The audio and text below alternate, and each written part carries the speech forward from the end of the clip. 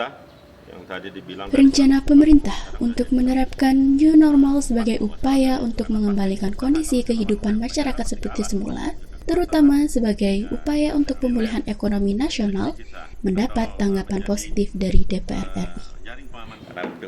Dukungan datang dari Wakil Ketua Komisi 6 DPR RI, Gede Sumarjaya Linggih. Bagaimana tanggapannya?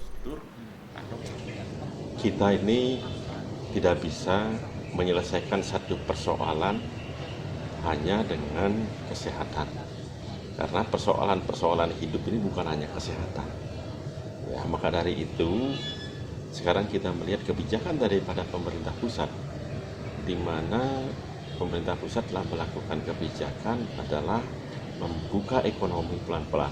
Ya, bahkan pemerintah sekarang ini, seperti kita ketahui, mengeluarkan anggaran, mengeluarkan stimulus, mengeluarkan dana untuk pertumbuhan ekonomi itu tumbuh.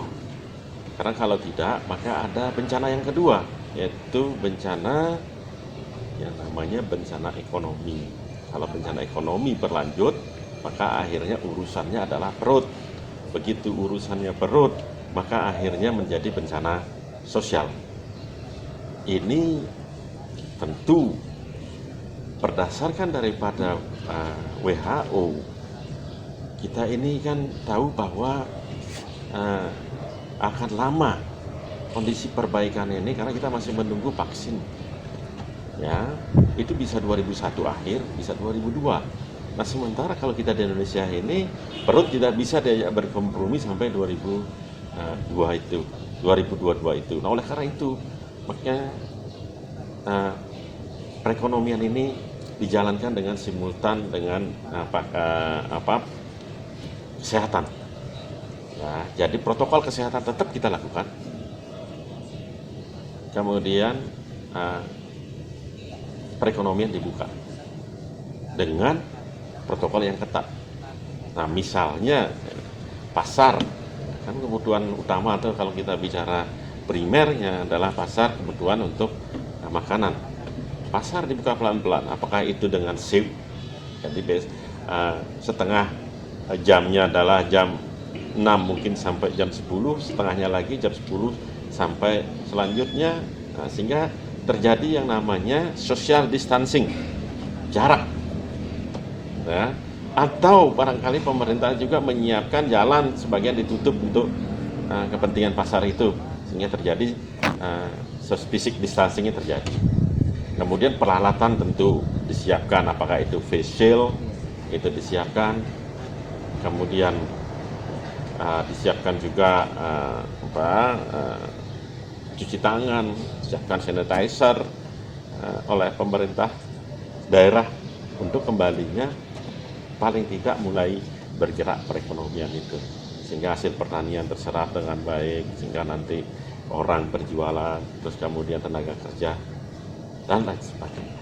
Nah, oleh karena itu, mau tidak mau, suka tidak suka, ya ini satu sisi, dua sisi mata uang, kesehatan, perekonomian yang harus berjalan bersamaan.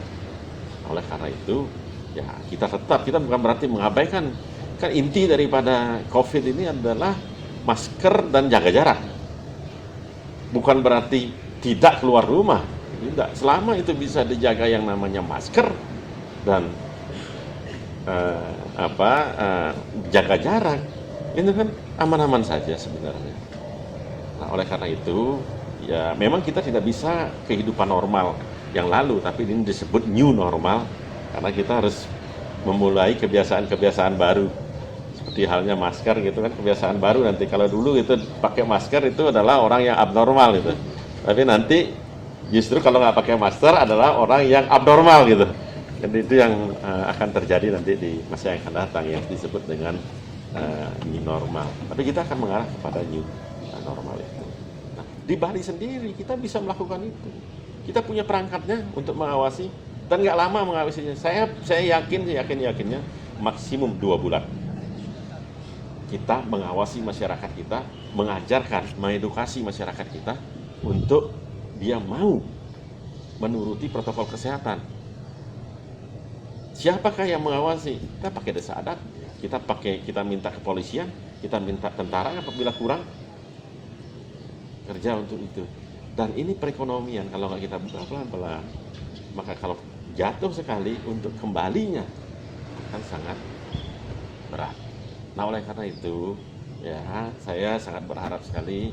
Bukan saya ingin membunuh masyarakat, enggak, itu ya, tetap jadi harus digarisbawahi itu protokol kesehatan tetap dijalankan. Tapi bukan berarti jangan keluar rumah. Nah, ini yang harus digarisbawahi. Penerapan new normal kita tarik kembali, Pak. Saran Pak kepada pemerintah Provinsi Bali dalam penerapan new normal ini. Dalam new normal ini mulai segera buka, ya, kemudian jangan lupa apa sih fungsi pemerintah kita harus jelas ini. Fungsi ada regulator sama fasilitator. Apa yang menjadi regulasi? Apa yang diatur oleh mereka? Apa yang difasilitasi? Ini sebenarnya kalau saya simpulkan sangat sederhana. Yang mereka harus fasilitasinya adalah pemerataan. Pemerataan apa? Pemerataan pertumbuhan. Nah, menekan pertumbuhan yang sangat tinggi, memacu pertumbuhan yang rendah. Bali, tugas dari pemerintah itu adalah pemerataan. Pemerataannya di mana? Pemerataan pertumbuhan seluruh Bali, kemudian juga memberikan pemerataan pendapatan kesejahteraan yang namanya Gini rasio. Itulah yang saya harapkan di Bali sebenarnya. Dalam masa new normal lagi ini, ayo berbuat las carie katanya, ikhlas, ya, kita dengarkan juga masukan dari banyak orang. Kacamatanya juga coba kita kacamata sebagai drone gitu, teropongnya dari atas, tidak hanya gagah melihat ke atas gitu, tapi drone coba dari atas kita potret Bali ini seperti apa. Dan berlakulah kita, berandai-andailah kita sebagai turis. Sehingga kita tahu kalau kita berandai-andai jadi turis. Jangan berandai-andai jadi pejabat terus, jadi turis. Kita, apa sih Bali ini? Ini yang mesti kita coba dalam. Dan ini kita, mau kita suka tidak suka, WHO bilang 2021 baru bisa ditemukan vaksinnya, ya, belum trauma 2002. Kalau nggak kita mulai sekarang, persiapannya kita mulai sekarang, pelan-pelan kita mulai beradaptasi dengan COVID ini. Berat, ketika ekonomi sudah terpuruk sekali, untuk ngangkatnya ini berat sekali. Perlu waktu lama, perlu biaya, perlu waktu lama. Nah, sehingga timbullah itu pemikiran-pemikiran sekarang ini pemerintah itu melakukan stimulus, baik itu PMN, dana talangan, maupun kompensasi. Kompensasinya itu tak ada kompensasi tadi tentang Pertamina, tentang PLN, di mana itu memberikan kompensasi karena PLN dan Pertamina mempunyai tugas untuk memberikan potongan pembebasan yang 400 sama yang 900 itu, maka dia kan terganggu keuangannya, itu dikompensasi oleh pemerintah. Nah, ini yang mereka lakukan untuk itu. Di Bali, ya, kita mesti juga sekarang ini lebih care terhadap apa yang menjadi kendala-kendala di pariwisata terutamanya. Dan jangan lupa juga keberimbangan, tidak hanya itu, keberimbangan daerah juga harus diberlakukan, ya. Terus mulai sekarang juga tugas pemerintah untuk meregulator, memfasilitator, ya salah satunya yang mulai juga ke pertanian, keberimbangannya. Jangan hanya slogannya, yang berkali-kali saya dengar, mungkin ratusan seminar saya dengar tentang harus diperhatikan pertanian. Pertanian ini pasti diperhatikan, tapi dilaksanakan implementasi. Ya, berikan bibit yang bagus, ya, risetnya dibiayai, terus kemudian setelah itu pasca panennya juga, terus informasikan juga tentang produk-produk yang mempunyai nilai yang tinggi. Maksudnya nilai yang tinggi itu, oh ini kalau ini ditanam di sini cocok karena ada dibutuhkan oleh pasar internasional, misalnya, ya, maka harganya akan tinggi. Maka Anda bertani yang 1 hektar ini bisa menghasilkan jauh lebih tinggi dari yang biasanya. Nah, ini informasi-informasi ini kan petani namanya nggak tahu. Disitulah pemerintah harus hadir.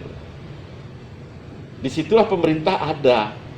Kalau enggak kan nggak ada pemerintahnya. Kalau kita biarkan sporadis, biarkan biasa saja gitu, ya. Ini yang saya harapkan ke depan.